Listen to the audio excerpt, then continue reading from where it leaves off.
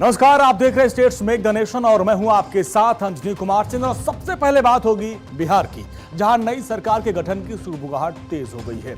अब सूत्रों की माने तो इस बार मंत्रिमंडल का समीकरण बदलने वाला है। माना जा रहा है कि इस बार बीजेपी बड़े भाई की भूमिका में आने वाली है और नए फॉर्मूले के तहत बीजेपी कोटे से मुख्यमंत्री के अलावा 10 मंत्री शामिल हो सकते हैं, जबकि जेडीयू कोटे से 9 मंत्रियों को जगह मिल सकती है। अब इसमें भी खास बात यह है कि इस बार 2 नहीं बल्कि सिर्फ एक ही डिप्टी सीएम होने की चर्चा चल रही है और इस रेस में निशांत कुमार या नीतीश कुमार के बेटे का नाम सबसे आगे चल रहा है।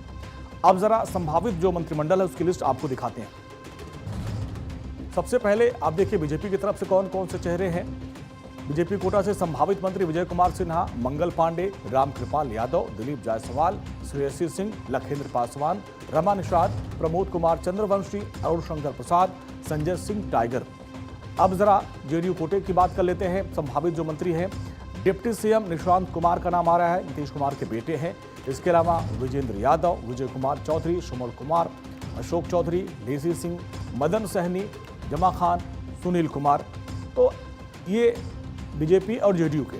अब जो दूसरे सहयोगी हैं, एनडीए के बाकी सहयोगी, हम एलजेपीआर और आरएसपी की बात कर ले तो संतोष कुमार सुमन, संजय कुमार सिंह, संजय पासवान और दीपक प्रकाश, इनको मंत्रिमंडल में जगह मिल सकती है। अब राजनीतिक गलियारों में चर्चा है कि 14 अप्रैल को मुख्यमंत्री नीतीश कुमार आखिरी बार कैबिनेट की बैठक के बाद अपना इस्तीफा दे सकते हैं और इसके अगले ही दिन यानी 15 अप्रैल को नई सरकार का भव्य शपथ ग्रहण आयोजित किया जाएगा और जेडीयू के विधायक दल की कल होने वाली बैठक में एक अड़े मार्ग पर भविष्य की रणनीति और निशांत कुमार की भूमिका पर अंतिम मोहर लग जाएगी। हालांकि इन सब में सबसे बड़ा सवाल यह है कि सीएम का चेहरा कौन होगा। अभी भी इस पर सस्पेंस बना हुआ है। ये एक ऐसा सवाल है जिसका जवाब जानने के लिए हमें कुछ घंटों का और इंतजार करना होगा। सीएम पद के रेस में कई दावेदार हैं, कई नाम चल रहे हैं आगे। सम्राट चौधरी का नाम सबसे आगे चल रहा है, लेकिन दिल्ली से लौटने के बाद इस अटकलों पर भी अब नई तरह से बातचीत शुरू हो चुकी है। हालांकि कल ये तस्वीर साफ हो जाएगी। बीजेपी का इतिहास रहा है कि वो नए नाम के साथ चौंकाती है। जो हम आप गेस करते हैं उससे अलग ही नाम हो जाता है।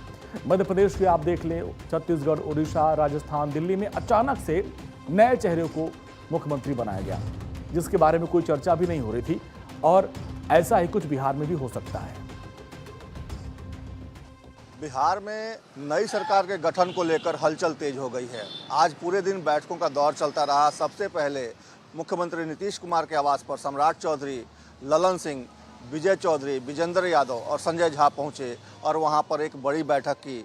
इन तमाम नेताओं ने सरकार के गठन को लेकर और जो मंत्रिमंडल होगा उसके स्वरूप को लेकर चर्चा की। इसके बाद यह बैठक शिफ्ट हो गई संजय झा के आवास पर, जहां संजय झा के आवास पर ललन सिंह पहुंचे और वहां पर उनसे बातचीत की और पार्टी की तरफ से कौन विधायक मंत्री बनेगा इसको लेकर राय मशविरा किया। इसके बाद बैठक सम्राट चौधरी के आवास पर हुई, जिसमें संजय सरावगी, भीखूभाई दलसानिया, संजय झा और ललन सिंह मौजूद रहे और वहां पर एनडीए की तरफ से कौन कौन लोग मंत्रिमंडल में शामिल होंगे इसको लेकर चर्चा हुई और मंथन हुआ। फिर जो अगली खबर आई वो इस तरह की थी, जिसमें राजभवन से राज्यपाल के सचिव सम्राट चौधरी से मिलने पहुंचे और वहां राजभवन में किस तरीके से शपथ ग्रहण कार्यक्रम को अंजाम दिया जाएगा इसको लेकर पूरी जानकारी सम्राट चौधरी से साझा की। और इस बैठक से स्पष्ट हो गया कि सम्राट चौधरी बिहार के अगले सम्राट बनने वाले हैं। अपने सहयोगी मृत्युंजय के साथ सर्वेश कुमार सिंह, भारत 24, पटना। दिल्ली से सटे